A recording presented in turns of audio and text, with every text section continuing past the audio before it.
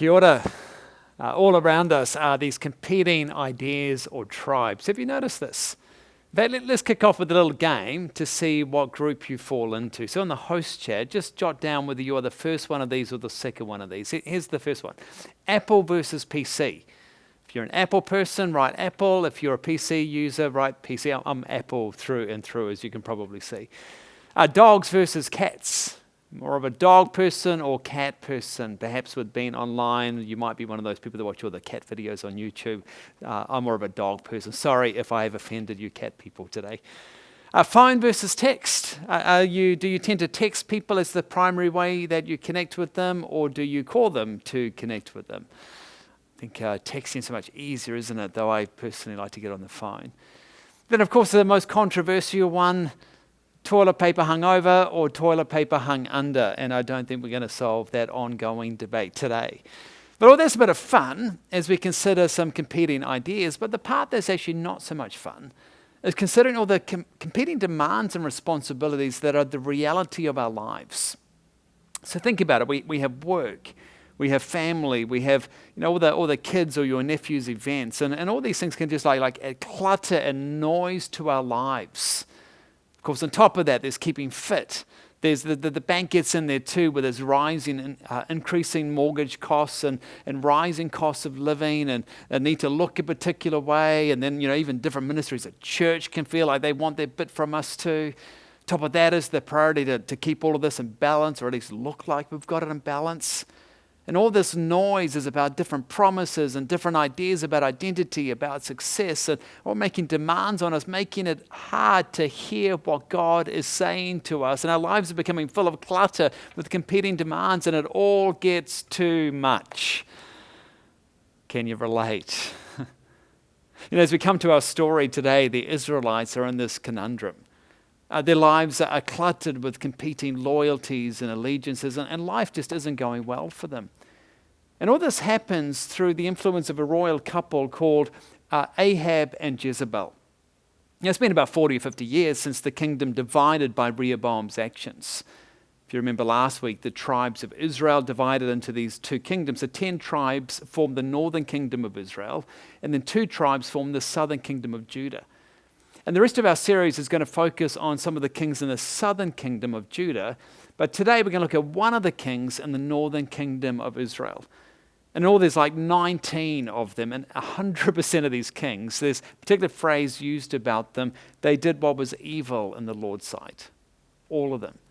So Ahab and his wife Jezebel certainly reflect the epitome of this kingdom of the northern space. All the kingdoms are reflected in their life. This is how their story is introduced. But Ahab, son of Omri, did what was evil in the Lord's sight more than any of the kings before him. He married Jezebel, the daughter of King Ethbaal of the Sidonites, and he began to bow down in the worship of Baal. He did more to provoke the anger of the Lord, the God of Israel, than any of the kings of Israel before him. So when Ahab married Jezebel, she brought more to the marriage than just increasing trade with another country and, of course, the relationship. She brings with her this aggressive propaganda of Baal worship. Now Baal was this idol, a so-called god who was worshipped in the area. And he had long attempted to supplant the place of Yahweh, the Christian God, in the hearts of his people. So Ahab and Jezebel built this splendid temple for Baal right in the heart of the new capital city, Samaria. And it's a very clear message. The southern tribes have a temple to Yahweh over in Jerusalem. The northern tribes now have a temple to Baal, who now calls their allegiance and their worship. Here's an artist impression of Baal. And as you can see in the picture, there's a worshipper there offering worship to Baal. And the reason there's plants in the picture is because Baal was seen to be the fertility god, the god who was responsible for your crops and wheat growing, for your cattle to have calves, for you to even have sons and daughters yourself. And they would worship Baal in the hope that Baal would provide this flourishing and prosperous life to the worshippers. Now, Jezebel didn't begin Baal worship, but she was this adamant evangelist for Baal. In fact, she financially supported 450 prophets of Baal. And at the same time, she ensured that the worship of Yahweh became illegal. So she sought to have all the prophets of Yahweh assassinated in order to stamp out the worship of God. And if you stood up and said, no, we're going to serve Yahweh, He's our real God, I mean, you could get killed for that, because Baal worship is now the national religion. And the people who once sat around the meal table and declared, give thanks to God for He is good, now give grace at that same table and say, give thanks to Baal for He is good. You see, the primary space in the hearts of the people is now centered not around God, but around Baal. And there arrives on the scene a prophet of God named Elijah. Elijah's name means Yahweh is God. And he has a very simple message to let people know Yahweh is God. Yahweh needs to be the very center of your life. Clear away the clutter in your life and ensure that you're hearing the voice of God as the primary voice. The primary space in your life needs to be reserved for the one who ultimately deserves it. Now, perhaps you can relate to all the competing noise and demands that are placed on your life. And amidst all the noise and competition of all these demands, it's easy for the voice of God to be drowned out. And you get distracted. Or you begin to find your identity in something different to who God says that you are. And if that's you, my prayer today is that you will find clarity on what it looks like to clear away the stage of in your life with all that noise and the constant demands and the affection and the allegiance and that goes to all these other places, and reserve that primary space in your heart for the one who deserves it. Now, typically there are 5 movements that I've noticed that people tend to go through as they clean out these competing demands that pull on their hearts. Of course, there could be other movements than these ones, but I want to focus on these ones today because as a pastor, I've typically seen these are the movements people go through as they move from being in a hopeless, unhealthy place to moving to a healthy, hopeful place where God is right at the center. So here's movement 1, to see the problem. You see, in the case of Israel, the drought is what got their attention. Remember, the people have sold themselves out to worshiping Baal because they believe he's responsible for bringing the rain. He's behind the crops growing. So Elijah, the prophet of God, shows up in front of the king and he says, as surely as Yahweh, the God of Israel, lives, the God whom I serve, there will be no dew or rain during the next few years until I give the word. You know, if you're going to rely on Baal for the rain to produce your crops, I'm praying that God will send a drought, no more rain until you, Israel, turn back to the real God. Now, this is bold language. I mean, these kind of words could have you killed. So Elijah says what he needs to say as a prophet of God, and then he gets out of there. And there are 3 years without rain. Now, as you can imagine, I guess the first year is pretty hard, but I guess there's some reserves. The second year comes, the people plant their seeds, the hope of a better way forward. Because there's no water for the new crop, nothing grows. Third year comes around, what was hard now gets even harder. There's no seed to plant. And what's the point anyway? There's no water. There's no income. There's no food. There's nothing. You see, God is withholding His blessing from His people. And this is exactly what Solomon had warned the people would happen if they turned to follow other gods. We heard it in his prayer at the opening of the temple where Solomon said, if the skies are shut up and there is no rain because your people have sinned against you, see what he's saying there, and if they pray and acknowledge your name and turn from their sins, then God, would you hear and would you forgive? You see, the absence of rain is a reminder to the people that they have turned away from God. Now, I have to be careful here about something because there are all kinds of difficult things that can happen in life. And they don't have to mean that God is disciplining you. It might be the upheaval in your job. It might be family difficulties. It might be horrid illnesses. And it doesn't mean that God is behind it all. Sometimes the nastiness of life comes our way and is not related to our behavior. In this case, it is related to Israel's behavior. Baal is now at the center stage of their home, of their life, and the rain stops because God is trying to get the people's attention. You know, sometimes the only way we will listen is when things come crashing down around us and we see the emptiness of what our lives have become. Sometimes we need to find ourselves in some sort of drought before we are ready to move forward. But movement 1 always begins with seeing the problem before us. And then this leads to movement 2, to recognize you have a choice. And you begin to transition from recognizing the problem to recognizing you have a choice to make. In other words, will you continue on the path you're on, or will you change your allegiance and go down a new pathway? But you can't have it both ways. You can't go down 2 paths.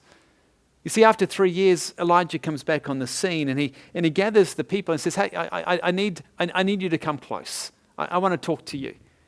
And he invites the people to a place called Mount Carmel. Now, this is a picture of Mount Carmel here on the screen. This is one of the many ridges along the 26-kilometer ridgeline of Mount Carmel. And somewhere along there is where Elijah gathered the people. And the place is significant, I think, for a couple of reasons.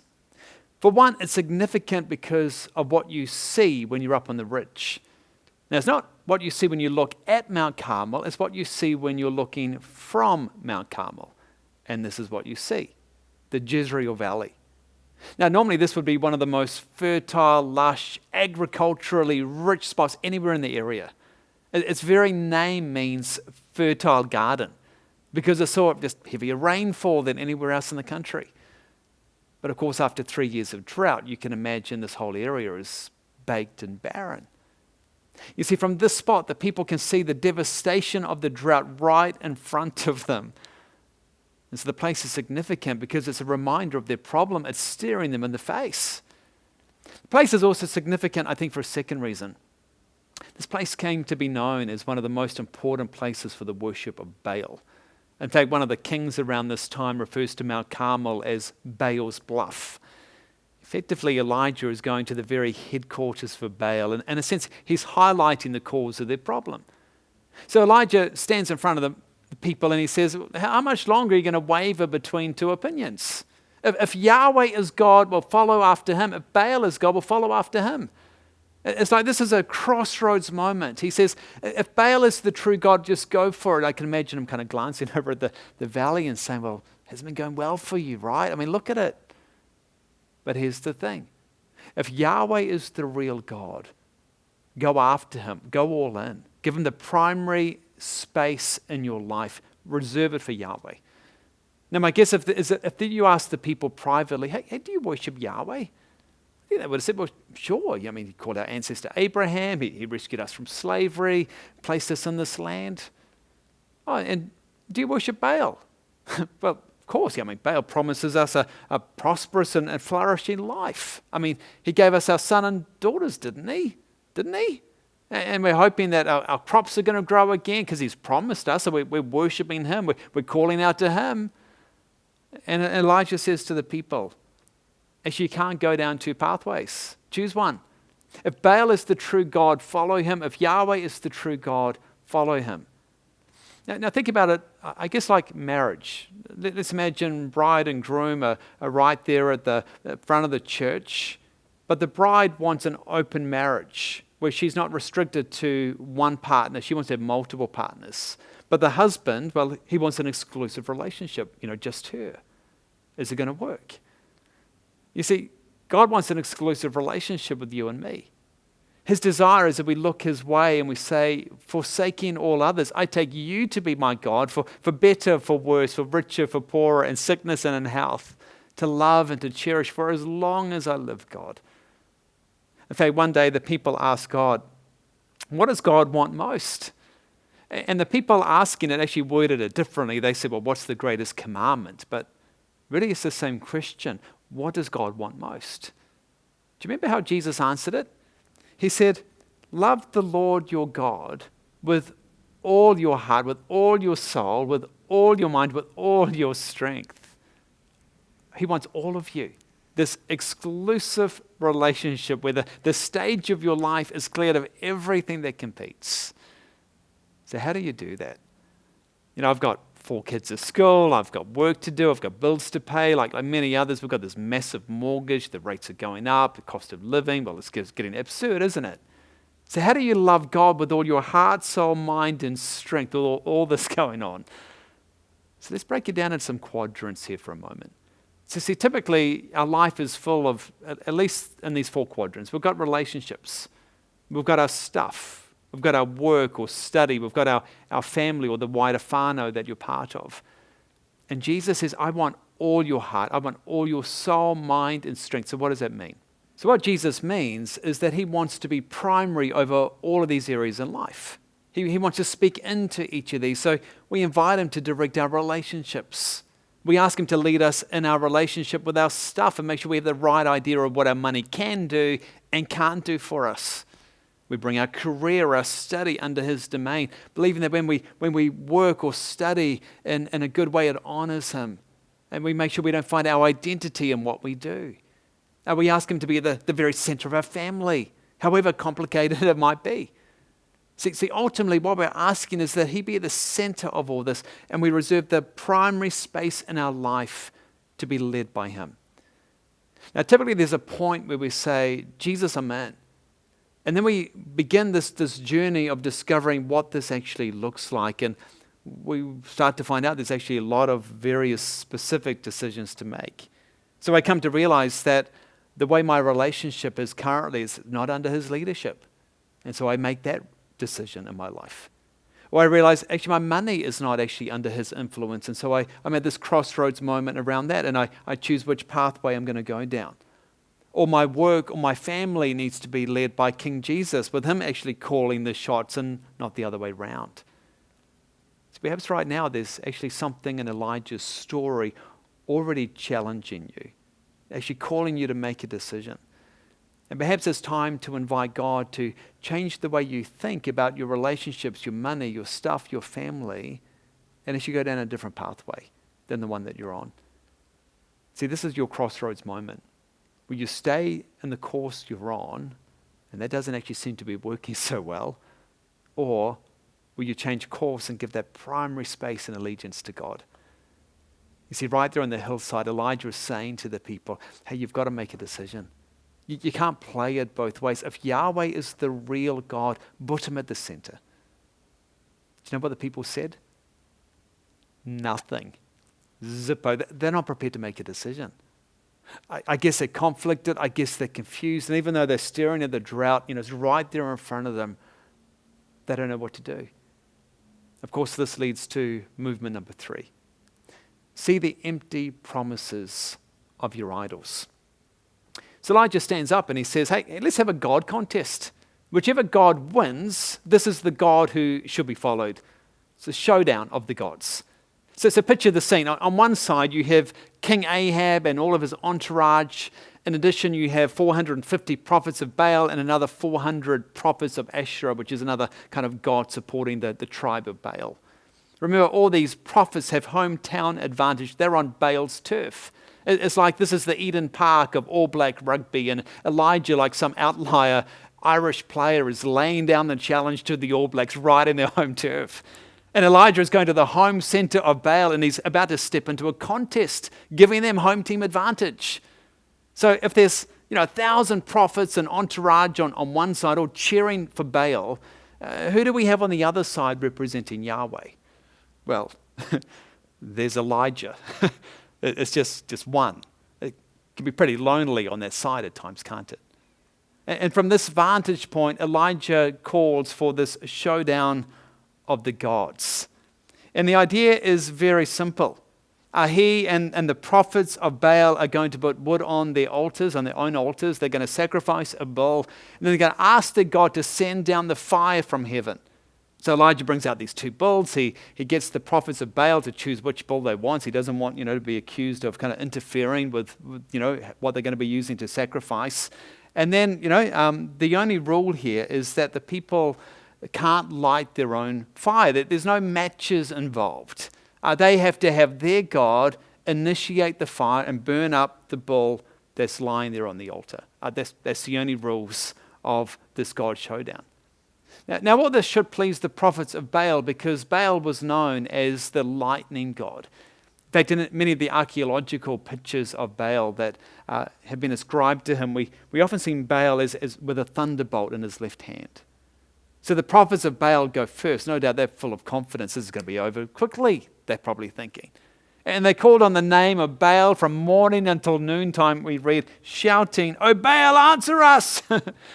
But there was no reply of any kind. They danced, toppling around the altar they had made. About noontime, Elijah began mocking them. And for you sports fanatics, you notice Elijah does some serious sledging and trash talk. It's right here in the Bible. He says, "You'll have to shout louder," he scoffed. For surely he is a god. Perhaps he's daydreaming or he's relieving himself. He's in the toilet. Or maybe he's away on a trip or is asleep or needs to be awakened. He's having a good time. And the prophets are so desperate, they start like self-harming in the hope that Baal will see their blood, get really excited, take them seriously. But all this frenzy, it produces no fire from Baal's thunderbolt. It's a complete failure. See, God is at work exposing their counterfeit gods. We see, JD, you can count on me from this message to, make sure I'm not going to go out and worship Baal anymore. I'll make sure that's my takeaway from today. Yeah, that's not really going to be something we struggle with, right? But God is still at work exposing our counterfeit gods. God is still at work exposing our counterfeit gods. Now, there's a well-known quote that goes, "There is a God-shaped vacuum in every man that only God can fill." Have you heard this before? It goes back a long way to the 300s by a man named St. Augustine. Question, is that true? Is it really true? And if it's true, why is it true? You see, author and pastor Steve Mannion answers these questions spot on. I've drawn a whole lot from him in today's talk. And it talks about our lives as this bottomless pit of neediness and desire. He says, picture the inside of a massive well. It's like you drop that 50-cent coin down the well and it takes like forever before you hear that ding. It's like we have this massive void, he says, in our heart, and we're trying to fill it with all this stuff and noise in our lives. Some of you might be trying to fill it with approval. Perhaps you grew up in a household where you were not affirmed, and you learned that when you worked hard, you got affirmation. And so you worked too hard, hoping to hear some praise. And you long for people to notice you, to affirm you, but no good word is ever good enough. No praise or affirmation will ever fill that bottomless pit. For others of you right now, it's not approval from work, it's approval of your body. But no sculpted body will ever be sculpted enough. In fact, if you ever meet somebody that's just absolutely stunning, my guess is that person would actually look at themselves in the mirror and they would see flaws in themselves. And that's why they do surgery. They get fixated on treatments and procedures and techniques, trying to chase a younger and younger look, trying to fight that aging process, but it's never enough because we have this bottomless pit. For some of you, it's about success, about meeting all the KPIs and the sales targets, but the same way, no success is ever successful enough. I was in business in my 20s as a commercial insurance underwriter. I remember that first year, hitting targets, it felt good. And then the next year came around and you see the same accounts and be like, more targets to hit. And it's just relentless. There's this infinite well that can never be satisfied. Or the amount of money you make. If you notice, it's never enough. Perhaps you once thought that if you made $60,000, you'd be rich. And when that became your annual salary, you pursued more. And then 100,000 became the target, and then 150,000. And then you find that actually more money, more salary is never enough. Why? It's a bottomless pit. It's never satisfied. Some might chase some erotic experience. It might be going down the pit of pornography, and you try to pull yourself away, but there's this constant vacuum for more and more. Why? Because there's a hole in my heart and it is never filled.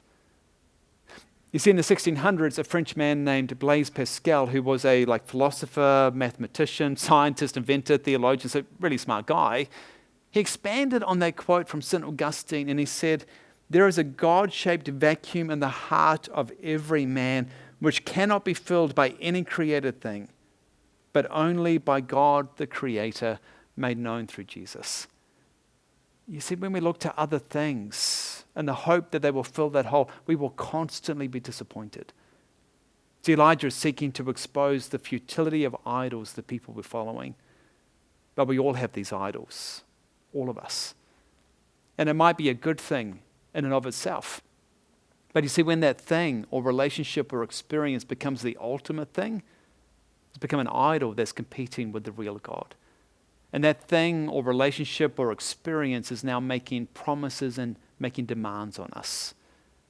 But then we age, or we lose our job, or we face a health challenge, or a pandemic hits and reminds us actually humanity is more vulnerable than we were told we were. Or inflation hits and we realize money can't be trusted like we once believed. And suddenly all these idols are exposed to what they really are. And their false promises and the false gods, the false, the demands they're making, they make no sense. And we see that the security and identity we were looking for can't be found there. See, Elijah is seeking to expose Baal as a fraud, a counterfeit, in the hope that people will turn back to Yahweh to find where their identity and security can really be found.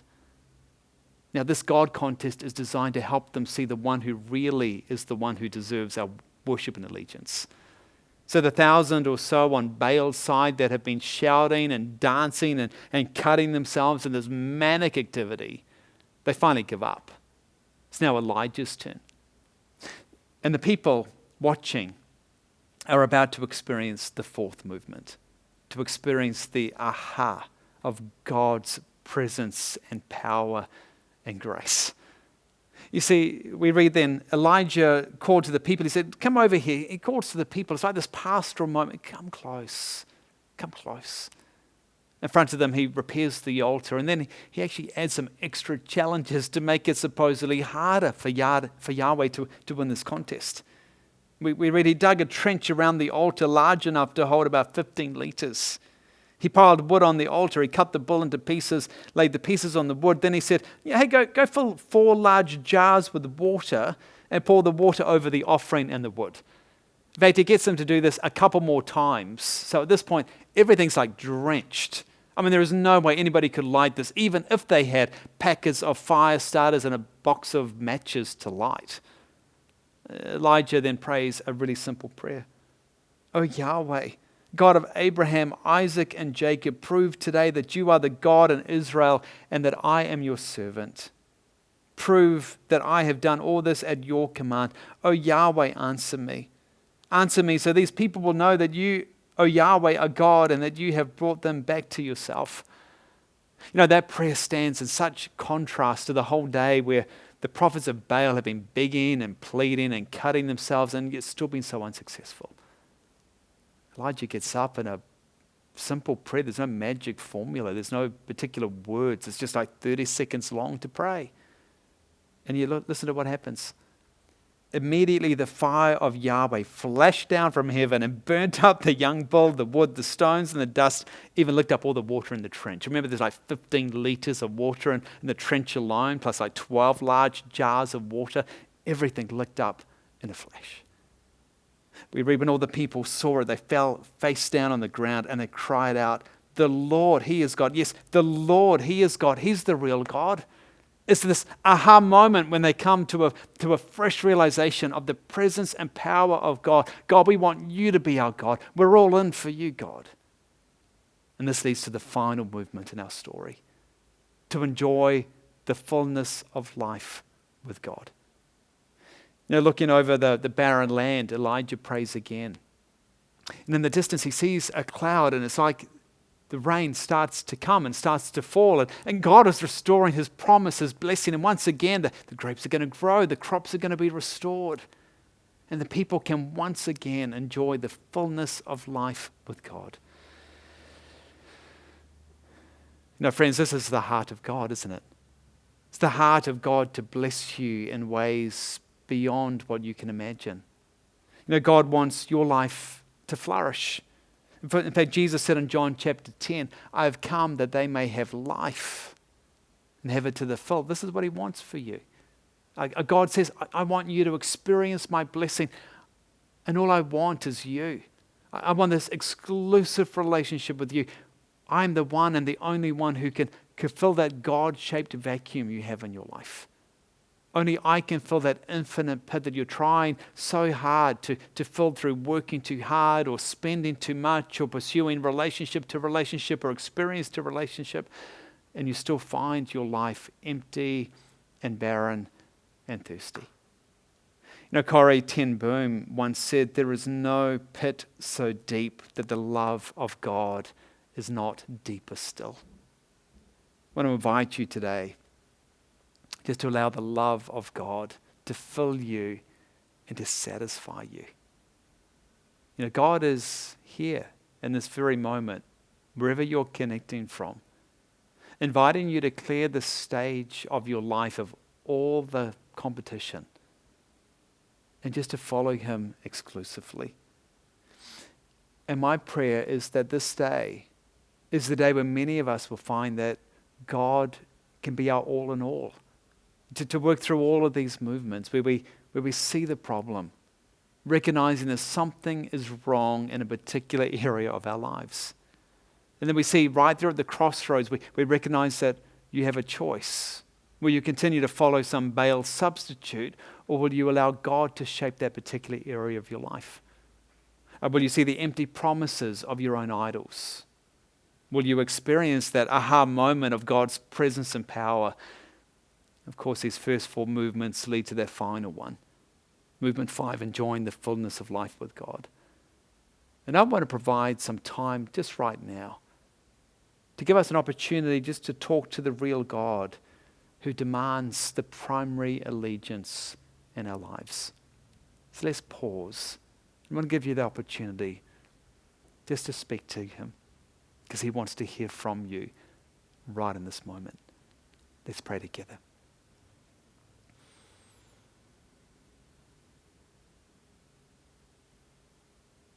So just use your own words.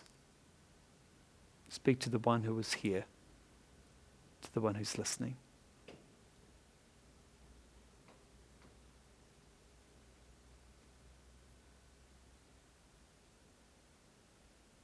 So Father, forgive us for the times where we get so distracted.